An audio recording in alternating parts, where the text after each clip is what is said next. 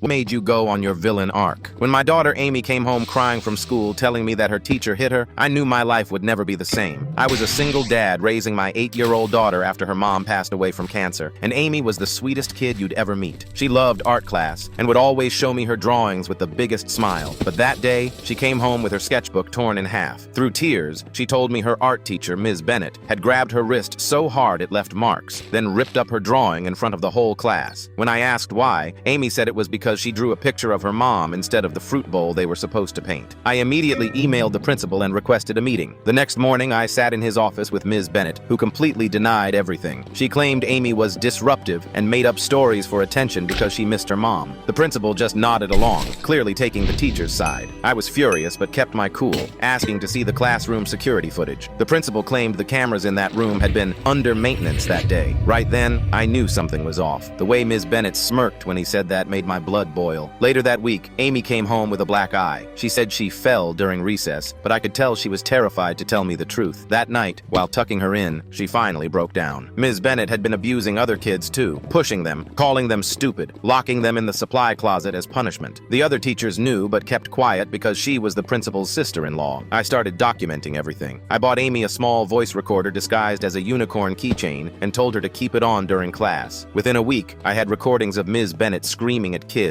making fun of a boy with a stutter, and threatening to fail anyone who snitched. But when I took the recordings to the school board, they brushed me off, said the audio could have been manipulated. That's when I remembered my old college buddy worked as a journalist at the local news station. I gave him copies of everything: the recordings, photos of Amy's bruises, medical reports, and statements I'd collected from other parents whose kids were too scared to speak up. Then I waited. The story broke on a Monday morning. By Tuesday, the footage from Amy's broken classroom camera mysteriously surfaced, leaked by someone inside the school. It showed everything: Ms. Bennett's abuse, the principal coming in to help cover it up, all of it. The scandal blew up. Parents were protesting outside the school. Both Ms. Bennett and the principal were fired and faced criminal charges. The school board members who ignored us resigned in disgrace. But I wasn't done. I hired a private investigator who dug up years of similar complaints from Ms. Bennett's previous schools, all buried by her brother-in-law's connections. We exposed everything. The final nail in the coffin? I used my entire savings to help other affected families sue the school district. The lawsuit forced them to install cameras in every classroom and create an independent review board for abuse allegations. Ms. Bennett lost her teaching license, and her husband divorced her after the scandal. The principal had to sell his house to pay legal fees. Their whole corrupt little system came crashing down. Last week, Amy came home excited to show me her latest art project, a superhero she drew, fighting bad guys who hurt kids. Her new teacher had given her an A+